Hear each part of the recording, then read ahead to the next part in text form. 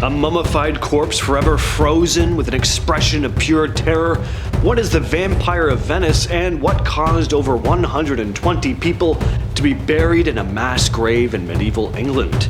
The answer isn't what you're expecting. These are disturbing archaeological discoveries that scientists wish they never found. In 1886, a group of archaeologists working in Egypt unwrapped a mummy that immediately gave them chills. Unlike most mummies, which are carefully prepared with a peaceful expression, at least as peaceful as you can expect from a mummified corpse, this one looked like it had died mid-howl, mouth gaping open, facial muscles twisted. It was as if the poor guy was screaming in agony even in death. So who was this? A slave, an enemy of some kind? Well, it was believed to be Prince Pentawere, the son of Pharaoh Ramses III, who got caught up in a plot to whack his own father.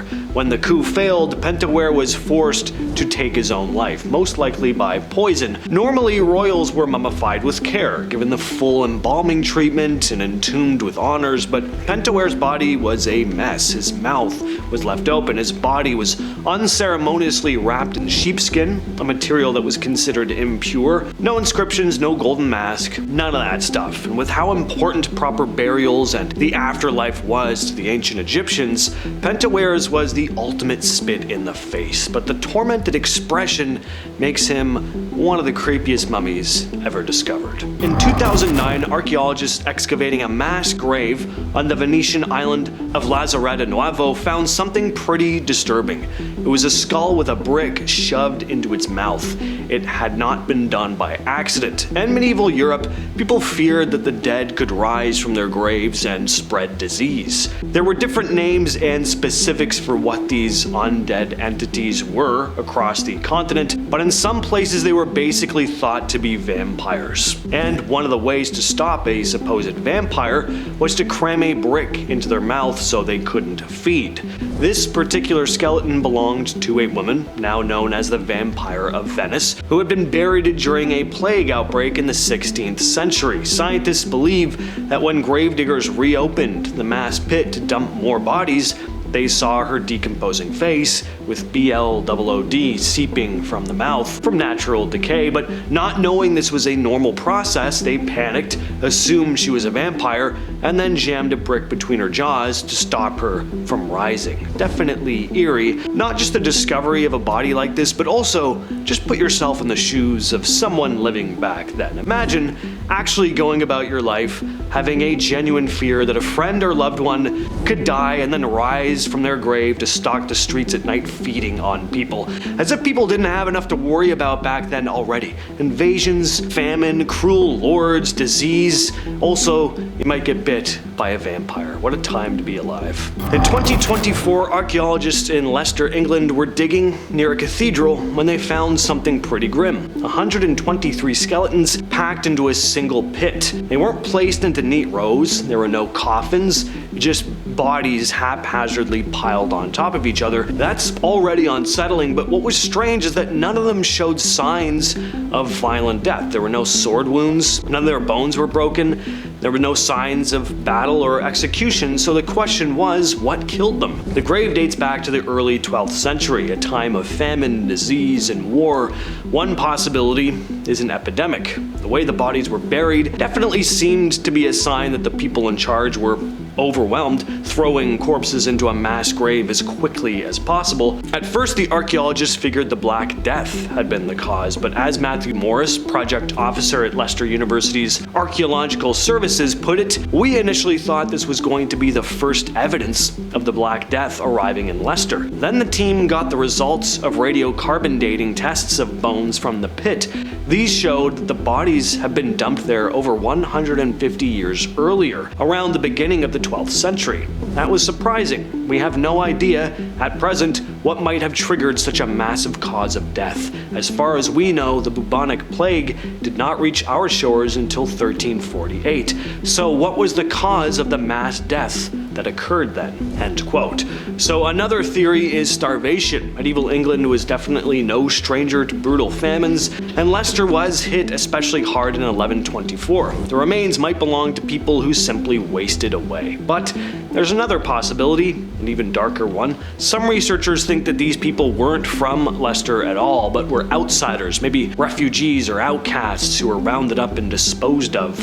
Poisoned, maybe? No one can say for sure, but it's clear something terrible happened here. For now, though, the true cause is still a mystery. On the Swedish island of Owen, there's a site called Sandby Borg, an ancient ring fort that at one time was a thriving community. That is, until one day in the 5th century when everyone was brutally killed.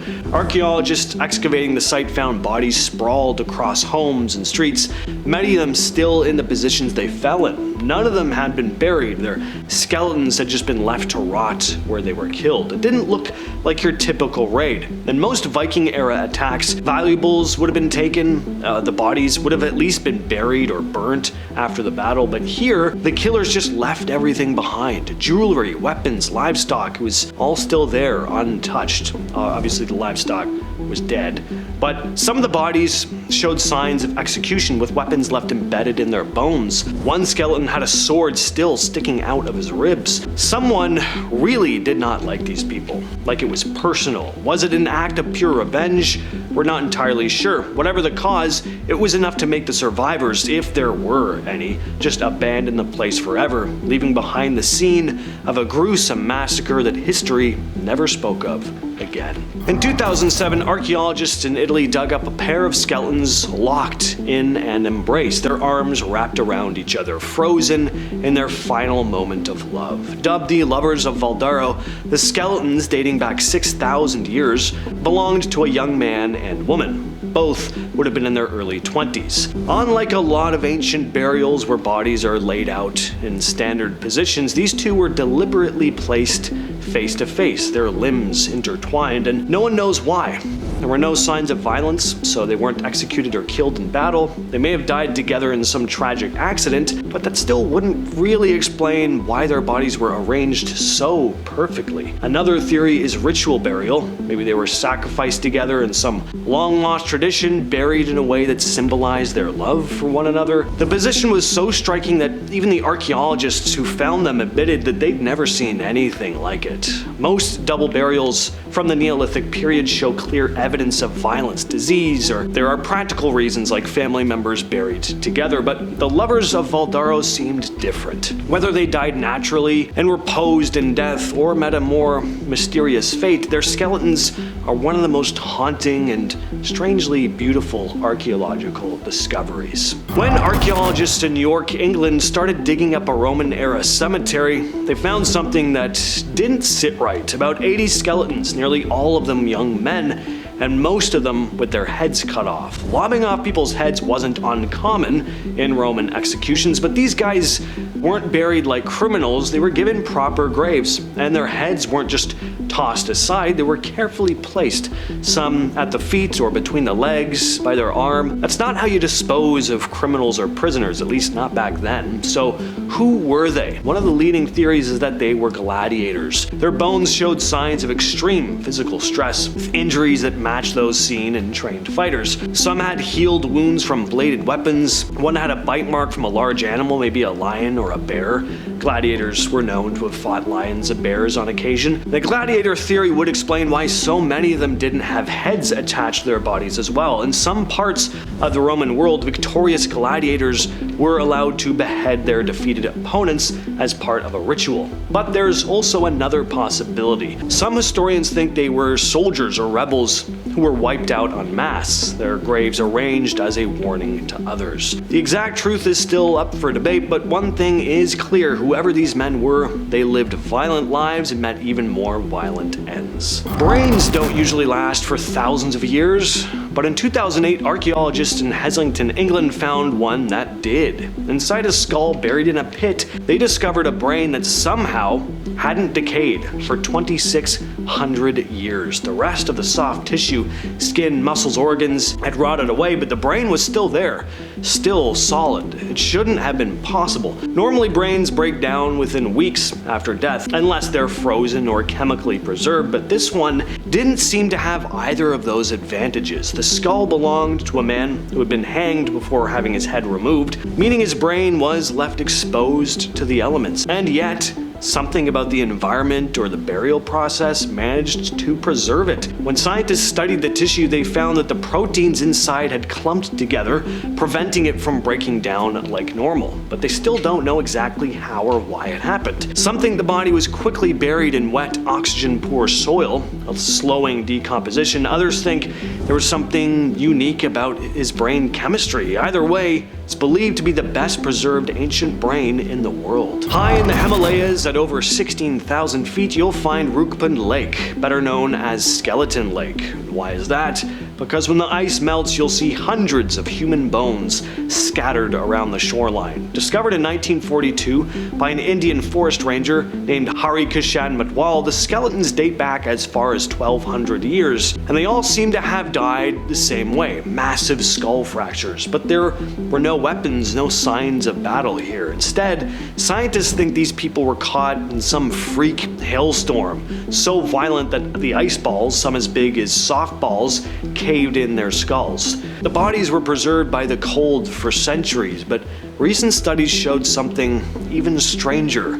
See, the skeletons don't all come from the same place. They belong to a bunch of different distinct genetic groups, some who came from as far as the Mediterranean. So what was this diverse group of people doing here such a long time ago? It's all very strange, and that's why there are so many spooky legends surrounding this place, one being that the area was used for ritual sacrifices. But till this day, can't say for sure. In 1986, a group of explorers searching for fossils deep in a cave in New Zealand came across something that made their skin crawl. It was a massive mummified claw with thick, scaly skin and long, sharp talons. It looked like something out of Jurassic Park. Well, I guess this is before Jurassic Park, so they would have thought it was a dragon or something like that. But this wasn't a dinosaur.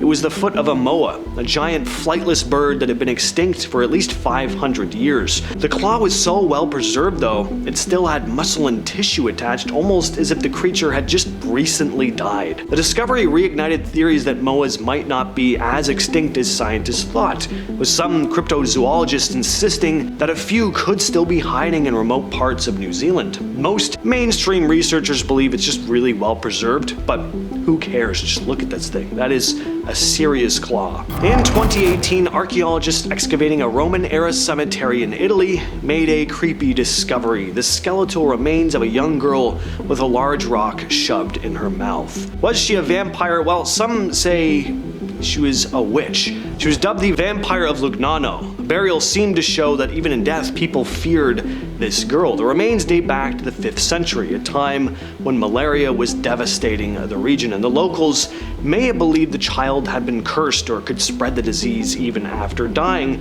Other strange burials at the site included youngsters with raven claws and toad bones placed near their bodies, signs of anti-witchcraft rituals. So it seems that the ancient Romans, much like medieval Europeans, had their own ways of dealing with what they thought were the restless dead. With all that said, I've been your host, James, and I'll catch you, yes, you specifically, in the next video.